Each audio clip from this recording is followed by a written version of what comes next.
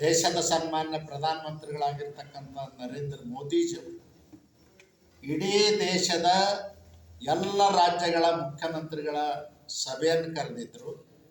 ನೀತಿ ಆಯೋಗದ ಸಭೆ ಪ್ರಧಾನಮಂತ್ರಿಗಳ ಅಧ್ಯಕ್ಷತೆಯಲ್ಲಿ ನಡೀತು. ಎಲ್ಲ ರಾಜ್ಯಗಳ ಮುಖ್ಯಮಂತ್ರಿಗಳು ಭಾಗವಹಿಸಿದರು.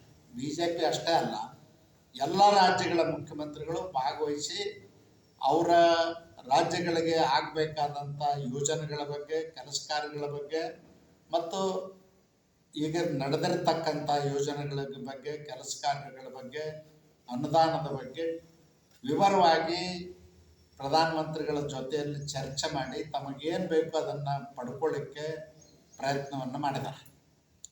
ಅದರ ದುರ್ದೈವ ಸಂಗತಿ ಅಂದರೆ ನಮ್ಮ ರಾಜ್ಯದ ಮುಖ್ಯಮಂತ್ರಿಗಳಾದ ಮಾನ್ಯ ಶ್ರೀ ಸಿದ್ದರಾಮಯ್ಯನವರು ಆ ಸಭೆಗೆ ಹೋಗಿಲ್ಲ.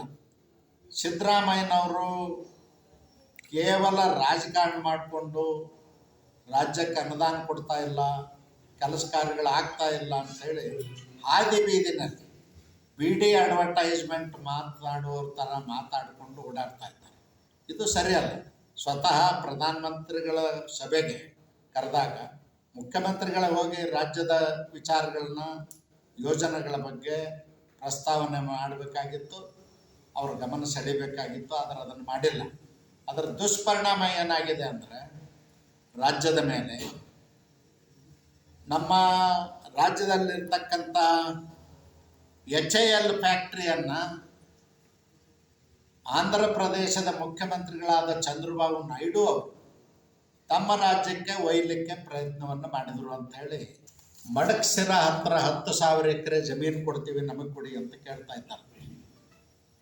ನಾನು ಮುಖ್ಯಮಂತ್ರಿಗಳಿಗೆ ಕೇಳ್ತೇನೆ, ಇಂಥ ಒಂದು ಮಹತ್ವದ ಯೋಜನೆ 2.5 ಲಕ್ಷ ಕೋಟಿ ಹಣವನ್ನು ಕೇಂದ್ರ ಸರ್ಕಾರ ಇಲ್ಲಿ ಹೂಡಿಕೆ ಮಾಡ್ತದೆ. HAL ಫ್ಯಾಕ್ಟ್ರಿಯಲ್ಲಿ ನಾವು ತೇಜಸ್ ಯುದ್ಧ ವಿಮಾನಗಳನ್ನೇನು ಮ್ಯಾನುಫ್ಯಾಕ್ಚರ್ ಮಾಡ್ತೀವಿ, ಅದರ ಹೆಚ್ಚಿನ ಘಟಕಕ್ಕೆ ಹಣ ಹೂಡಿಕೆ ಮಾಡ್ತಾರೆ. ಅಂಥ ಒಂದು ಯೋಜನೆಯನ್ನು ಬಿಟ್ಟು ಕೇಳ್ದೇ ಮತ್ತು ಏನು ಆಗ್ತದೆ ರಾಜ್ಯದಲ್ಲಿ ಅನ್ನೋದು ಗಮನ ಕೂಡ ಕೊಡದೇನೆ, ರಾಜ್ಯಕ್ಕೆ ಅನ್ಯಾಯ ಆದ್ರೂ ಸುಮ್ಮನೆ ಕಣ್ಣು ಮುಚ್ಚಿಕೊಂಡು ನರೇಂದ್ರ ಮೋದಿ ಅವ್ರನ್ನ ಹಾದಿ ಬೀದಿಯಲ್ಲಿ ಬೈಕೊಂಡು ಓಡಾಡೋದು ಥರ ಅಲ್ಲ.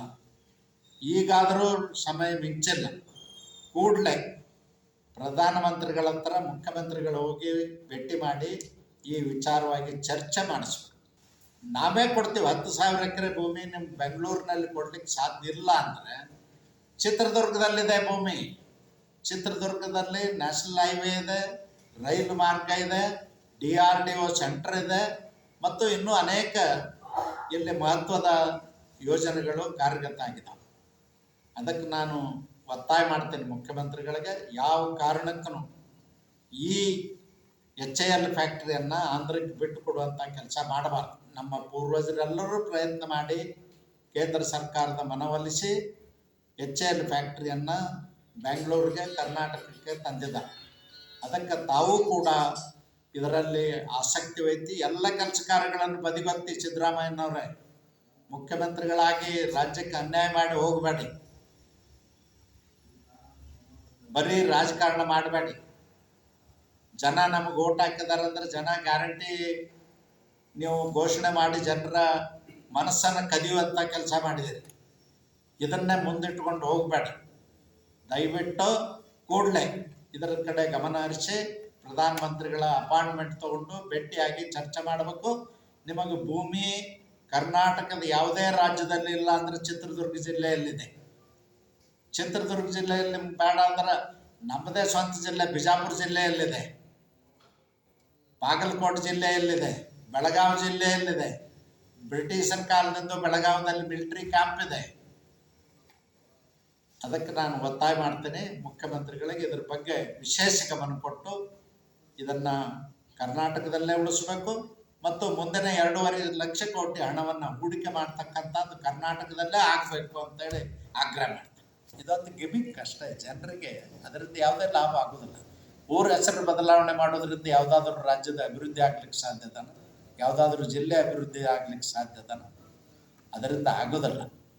ನಾವು ಭಾವನಾತ್ಮಕವಾಗಿ ಜನರು ರಾಮನಗರ ಅಂತಕ್ಕಂಥದ್ದಿದೆ, ಅದಕ್ಕೆ ರಾಮನಗರ ಜಿಲ್ಲೆ ಅಂತ ಹೆಸರಿಟ್ಕೊಂಡಿದ್ದಾರೆ. ಅದನ್ನು ಬದಲಾವಣೆ ಮಾಡಿದ್ದನ್ನು ಕೈ ಬಿಡಬೇಕಾಗಿತ್ತು. ಜನರ ಒತ್ತಾಯವನ್ನು ಅರ್ಥ ಮಾಡ್ಕೊಳ್ಬೇಕಾಗಿತ್ತು. ಕೇವಲ ರೈತರ ಕೃಷಿ ಭೂಮಿಯನ್ನು ಸ್ಕ್ವೇರ್ ಫೀಟ್ ಲೆಕ್ಕದಲ್ಲಿ ಮಾರಾಟ ಮಾಡೋದಕ್ಕಾಗಿ, ರಿಯಲ್ ಎಸ್ಟೇಟ್ ಪ್ರಚೋದನೆ ಮಾಡೋದಕ್ಕಾಗಿ ಈ ರಾಮನಗರ ಜಿಲ್ಲೆ ಹೆಸರು ಬೆಂಗಳೂರು ದಕ್ಷಿಣ ಅಂತ ಬದಲಾವಣೆ ಮಾಡಿದ್ದಾರೆ. ನಾವು ಒಂದು ಅರ್ಥ ಮಾಡ್ಕೊಳ್ಬೇಕು, ನಮ್ಮ ದೇಶ ಭಾಳ ದೊಡ್ಡ ದೇಶ, 140 ಕೋಟಿ ಜನ ಇರ್ತಕ್ಕಂಥ ದೇಶ. ಇಲ್ಲಿ ಆಹಾರ ಧಾನ್ಯದ ಅವಶ್ಯಕತೆ ಇದೆ. ಆಹಾರ ಧಾನ್ಯ ಬೆಳೆಯೋದು ಕಡಿಮೆ ಆದರೆ ನಮ್ಮ ಜನ ರಿಯಲ್ ಎಸ್ಟೇಟ್ ಮಾಡಿ ಒಂದು ಸಾರಿ ಭೂಮಿ ಮಾರ್ಕೊಂಡು ಶ್ರೀಮಂತರಾಗ್ತಾರತ್ತೇನು DCM ಹೇಳ್ತಾ ಇದ್ದಾರೆ ಶಿವಕುಮಾರ್ ಅವರು. ಅದು ಸರಿಯಲ್ಲ. ಹಣ ಬಂದಾಗ ಜನರ ಕೈಯೊಳಗೆ ಉಳಿಯೋದಿಲ್ಲ. ಅದಕ್ಕೆ ನಾನೇ ಸಾಕ್ಷಿ. ಕೃಷ್ಣಾ ಮೇಲ್ದಂಡೆ ಯೋಜನೆ ಮೊದಲನೇ ಹಂತ ಬಂದಾಗ ನಾವು 178 ಹಳ್ಳಿಗಳ ಮುಳುಗಡೆ ಆಗಿದಾವೆ. ಕೆಲವು 100% ಆಗಿದಾವೆ, ಕೆಲವು ಪಾರ್ಸಲಿ ಆಗಿದಾವೆ. ದುಡ್ಡು ಬಂತು ಜನರ ಕೈಗೆ. ಆ ರೈತನ ಮಕ್ಕಳು ಅದರ ಬೆಲೆನೇ ಗೊತ್ತಿಲ್ಲದೇ ಯಾವ ಮೋಟ್ರ್ ಸೈಕಲ್ ತೊಗೊಂಡ, ಯಾವ ಕಾರ್ ತೊಗೊಂಡ, ಯಾವ ಜೀಪ್ ತೊಗೊಂಡ, ಗೋವಾಕ್ಕೆ ಹೋದ, ಮುಂಬೈಗೆ ಹೋದ, ಪುಣೆಗೆ ಹೋದ, ಖರ್ಚು ಮಾಡಿ ಖಾಲಿ ಕೈಲೇ ಇದ್ದಾರೆ. ಆ ರೀತಿ ಆಗಬಾರ್ದು. ನಾವು ಭೂಮಿಯನ್ನು ಉಳಿಸ್ಬೇಕು. ನಮ್ಮ ದೇಶ ರೈತರಿಂದ ಕೂಡಿರ್ತಕ್ಕಂಥ ದೇಶ, ಹಳ್ಳಿಗಳಿಂದ ಕೂಡಿರ್ತಕ್ಕಂಥ ದೇಶ, ಕೃಷಿಯನ್ನೇ ಅವಲಂಬಿಸಿ ಜೀವನ ಮಾಡತಕ್ಕಂಥ 140 ಕೋಟಿ ಜನ ಇರ್ತಕ್ಕಂಥ ದೇಶ ಇದು. ಅದಕ್ಕೆ ನಾನು ಒತ್ತಾಯ ಮಾಡ್ತೀನಿ, ಯಾವ ಕಾರಣಕ್ಕೂ ಇಂಥ ಕೃತ್ಯಗಳನ್ನ ಎಸಗಬಾರ್ದು. ಸರ್ಕಾರ ಇಂಥ ತಪ್ಪು ಕ್ರಿಯೆಗಳನ್ನ ಕೈಗೊಳ್ಳಬಾರ್ದು ಅಂತೇಳಿ ಒತ್ತಾಯ ಮಾಡ್ತೀನಿ.